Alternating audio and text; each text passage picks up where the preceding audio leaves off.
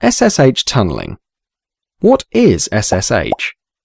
Secure Shell is a protocol that runs on port 22 to ensure secure data communication between two systems. This secure data communication is achieved by establishing an encrypted channel called an SSH tunnel. The process of creating the channel is known as SSH tunneling.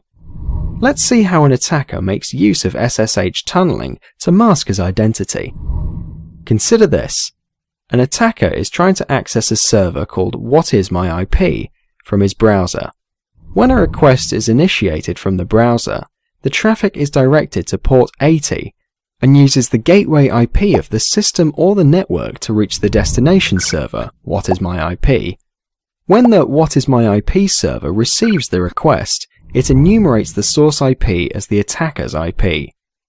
In order to route the browser's traffic via a remote server using SSH tunneling, the attacker creates an account on a remote server which renders shell services.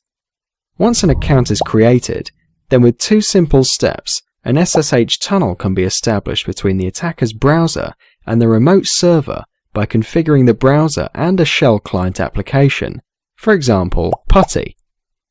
Step 1. Rerouting browser traffic. The normal browser traffic routed via the gateway should be rerouted via a proxy server. This can be done by configuring the browser by choosing the option Use Proxy Server for your LAN to use SOCKS proxy.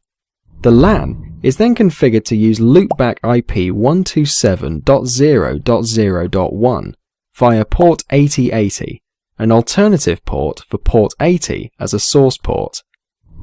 Step 2. Bridging client and server. Creating a bridge between the client's port as the source port and the remote server port as the destination port can be done using an SSH client application, such as PuTTY. The configuration of PuTTY is done by entering the settings pertaining to the remote server that requires the name of the remote server, for example shell.cjb.net,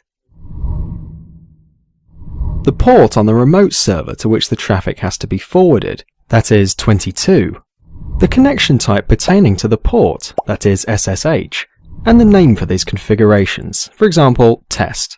Settings pertaining to the client requires the source port, which is configured as 8080 in the browser, and the type of connection is set to dynamic, which tunnels all traffic to remote destinations via this port. Having set the source and destination,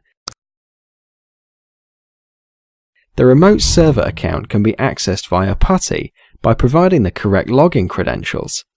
Upon successful login, an SSH tunnel will be established between the attacker's browser and the remote server. When the attacker initiates a request to whatismyip server, the traffic gets routed to the loopback address on port 8080, which is now connected with port 22 on the remote server. When the whatismyip server receives the request, it enumerates the source IP as the proxy's IP instead of the attacker's IP. This is how an attacker masks his identity using SSH tunneling.